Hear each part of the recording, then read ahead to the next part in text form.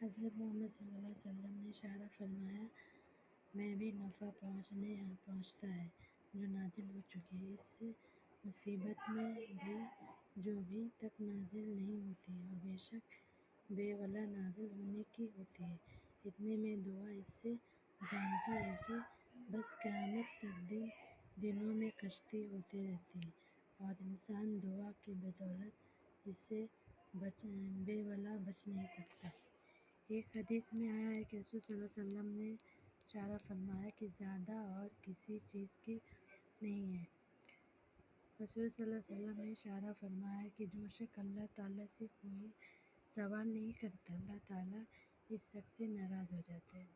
بعض طریقے کہ جو اللہ تعالیٰ سے دعا نہیں مانگتا، اس سے ناراض نہیں ہوتے، دونوں کا مطلب ایک ہی ہے۔ ایک حدیث میں آیا ہے کہ رسول صلی اللہ علیہ وسلم نے فرمایا کہ تم اللہ سے دعا مانگتے ہو جائز ہے، اس لیے دعا کرتے رہو۔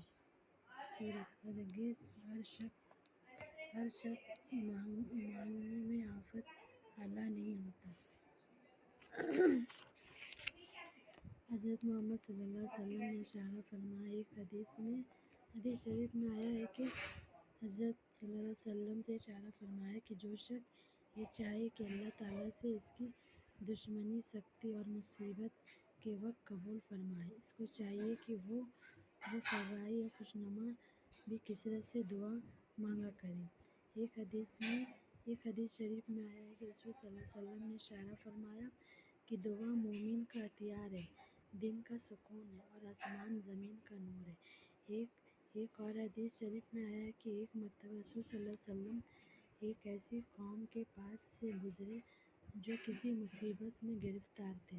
ان کی حالت دیکھ کر آپ نے فرمایا، کیا یہ لوگ اللہ تعالیٰ سے عافیت کی دعا مانگا کرتے ہیں؟